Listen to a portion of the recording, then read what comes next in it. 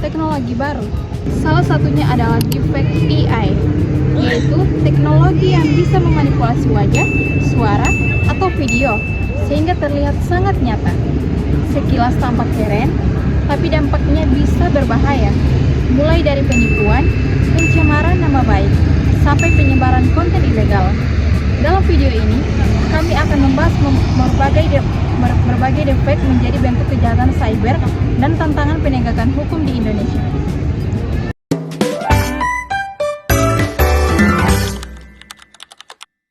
Selanjutnya, kasus nyata yang baru-baru ini terjadi adalah dugaan deepfake vulgar di Universitas Tanjung Pura, Kalimantan Barat. Seorang mahasiswa berinisial RY diduga membuat dan menyebarkan video manipulasi wajah teman-temannya ke dalam konten tidak senonoh.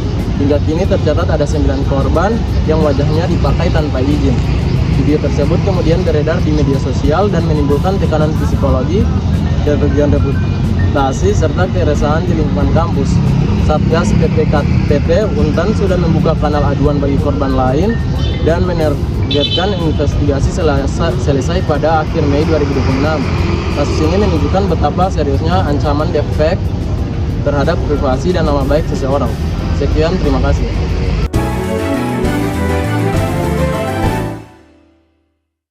Kalau kita lihat dari sisi hukum, deepfake bisa masuk ke beberapa kategori tindak pidana.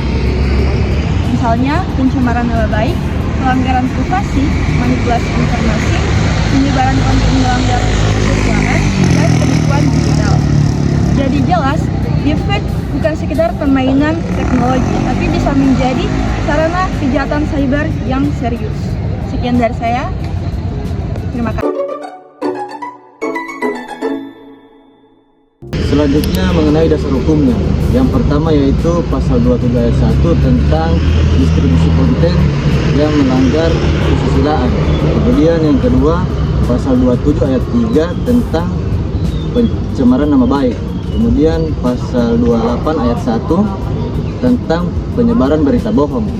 Kemudian pasal 35 tentang manipulasi informasi elektronik.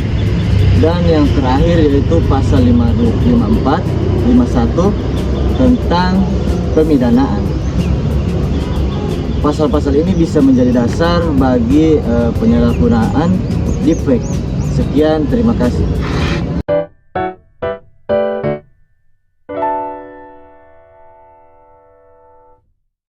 Oke, baik. Di sini ada analisis hukum tentang unsur tindak pidana dan alat bukti.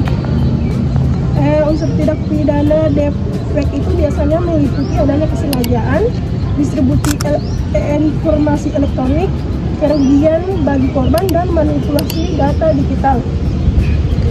Dan untuk membuktikan kasus, alat bukti yang bisa dipakai antara lain video digital, metadata file, screenshot unggahan, jejak akun media sosial, serta hasil forensik digital.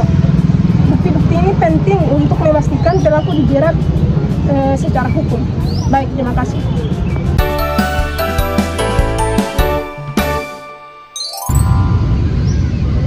Hai semua, di sini saya akan menganalisis POV dari kelompok kami. Menurut kelompok kami, pertanggungjawaban hukumnya cukup jelas, yaitu dengan pelaku bisa meminta platform digital men-take down foto tersebut atau video tersebut, dan korban berhak atas perlindungan hukum atas hal tersebut. Namun, menurut kelompok kami, hukum Indonesia belum secara spesifik mengatur deepfake itu sendiri. Teknologi AI berkembang jauh lebih cepat daripada regulasi, sehingga sering terjadi kekosongan hukum di dalamnya. Selain itu, sulit membuktikan siapa pembuat asli video tersebut karena pelaku bisa bersembunyi di balik server anonim. Masyarakat juga mudah percaya konteks digital tanpa verifikasi. Karena itu kami selaku kelompok yang mengambil mengenai deepfake berpendapat Indonesia perlu ada regulasi hukum yang mengenai kasus penyalahgunaan AI dengan penegakan hukum yang efektif.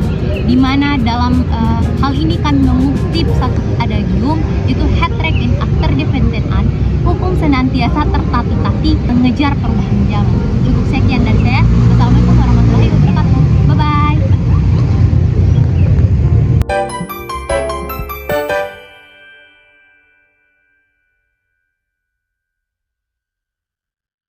Oke, jadi solusi yang bisa dilakukan antara lain adalah edukasi literasi digital, regulasi khusus tentang AI, peningkatan cyber patrol, kerjasama pemerintah dengan platform digital, serta penguatan kemampuan forensik digital. Kesimpulannya, deepfake AI adalah bentuk kejahatan cyber modern yang berdampak besar terhadap privasi, reputasi, dan keamanan masyarakat. Penegakan hukum harus adaptif, dan regulasi harus mampu mengikuti perkembangan teknologi. Dengan langkah preventif dan aturan yang jelas, Indonesia bisa melindungi masyarakat dari ancaman wajah palsu yang menimbulkan kejahatan yang nyata. Sekian dari saya, terima kasih.